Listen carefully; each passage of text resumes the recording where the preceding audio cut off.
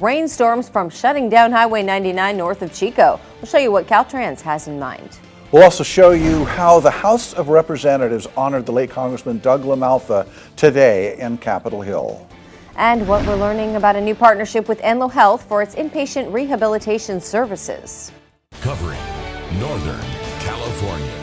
You're watching Action News Now. Coverage you can count on.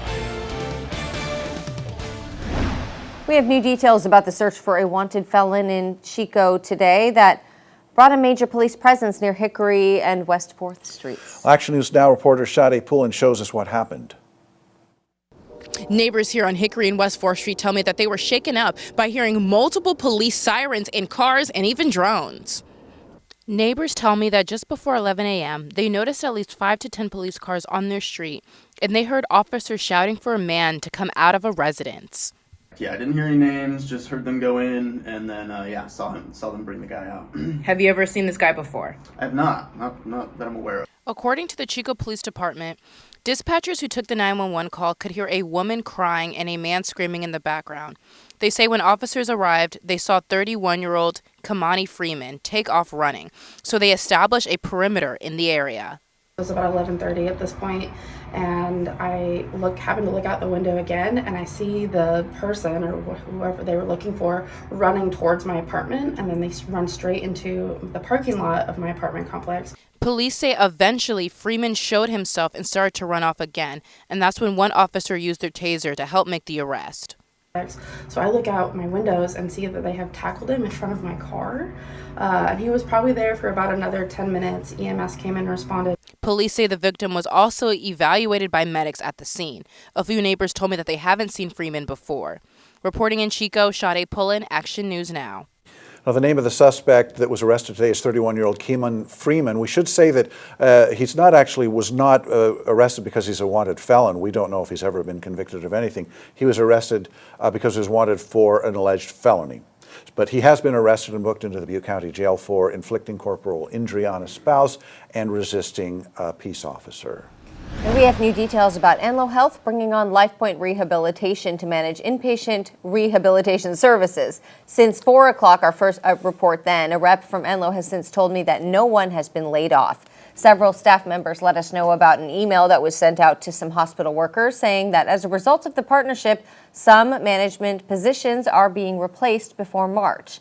Enloe Health told me in part that under the agreement, LifePoint will provide management and operating services at Enloe Health Rehab Center. The CEO of Enloe Health said LifePoint's extensive network of relationships, along with its experience and expertise operating similar facilities and programs around the country, make it the ideal partner.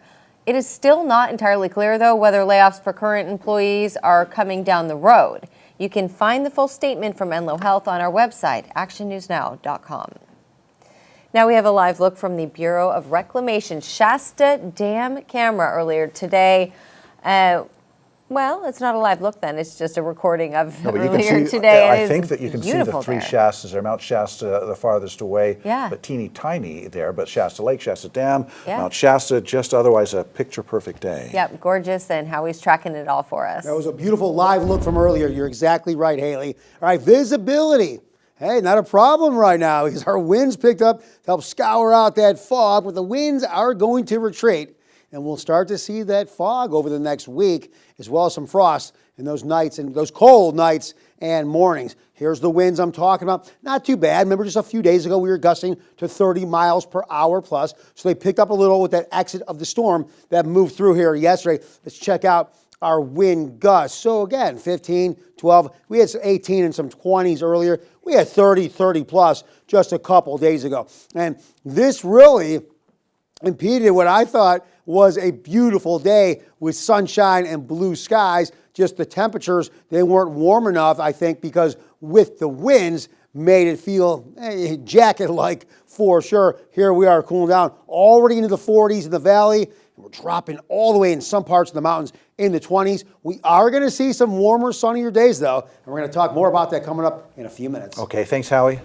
Well, new flood maps are now active in Tehama County. Now, FEMA's map identify flood hazards along 7 streams in Tehama County.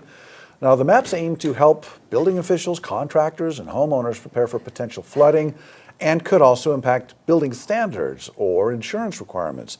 There is a 90-day appeal period for these maps, and you can weigh in that 90 days if you think changes need to be made. So that's from January 22nd to April 22nd. You'll see the maps with a link on our website under the News tab. Just click News Links. The office of Congressman Doug LaMalfa says it will still continue serving constituents at his offices until his seat is filled. That includes casework for federal services like campfire recovery services, too.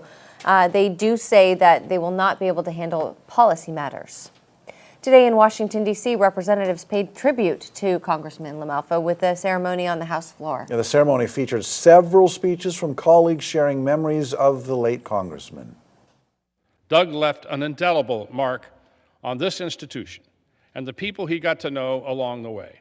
For those who knew him, they understood his unique love of nicknames, movie quotes, and NASCAR. Doug's sense of humor, collegial manner, his expertise will be sorely missed. While he's no longer with us, Doug's significant contributions to agriculture and rural policy will endure long after his passing. Doug LaMalfa died early Tuesday morning after being taken to the hospital Monday night with a medical emergency. He was in his 7th term in the House of Representatives and is survived by his wife Jill and 4 children and a grandchild. Big plans are moving forward on a project that aims to ease flooding along a stretch of Highway 99 north of Chico. Action News Now reporter Emilio Del Carpio joins us live from there. And Emilio, you spoke with officials who are leading this effort.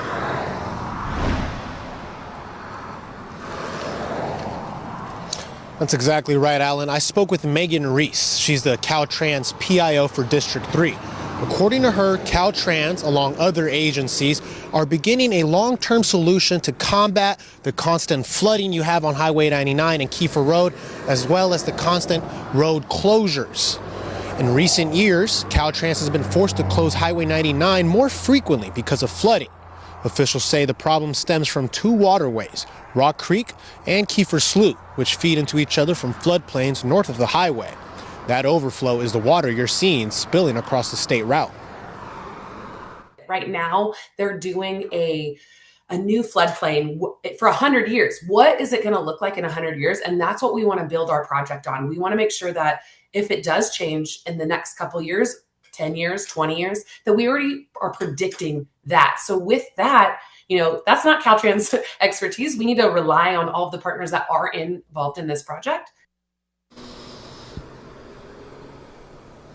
Besides Caltrans, the agencies involved are FEMA, Butte County Public Works, and the California Department of Fish and Wildlife, among others.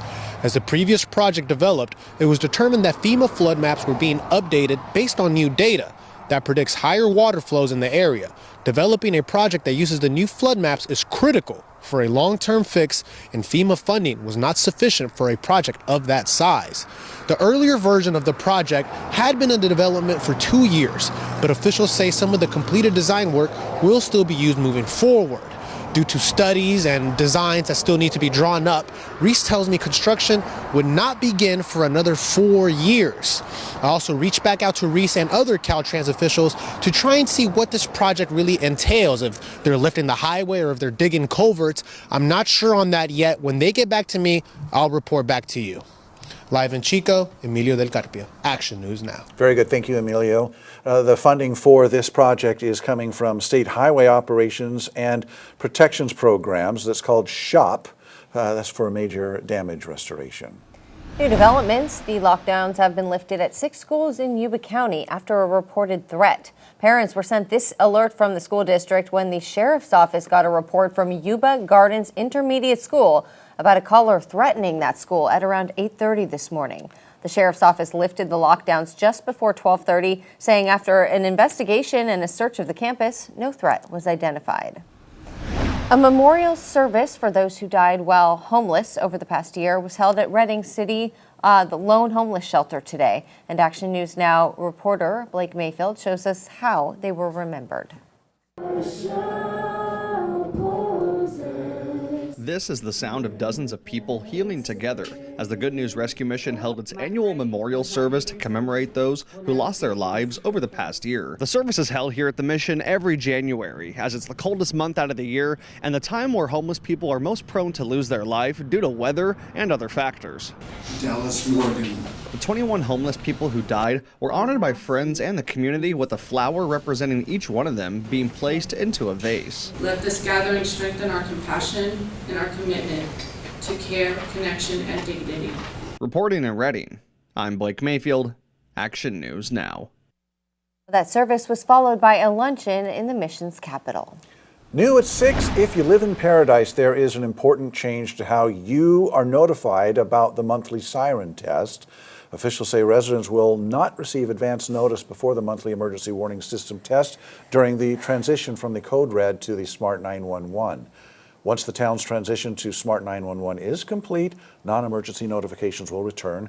To register, go to our website, click on the News tab, then News Links. The next siren test, though, will be January 15th at noon. Yuba County's Office of Emergency Services is proposing new siren alarm towers to help alert people during emergencies for natural disasters there. Yeah, the county shared a photo of the one used by the Olivehurst Public Utility District. Residents are asked to weigh in on where the sirens are placed and on the county's plans for emergency notifications. You can do that on our website, actionnewsnow.com. Just click on the News Links tab.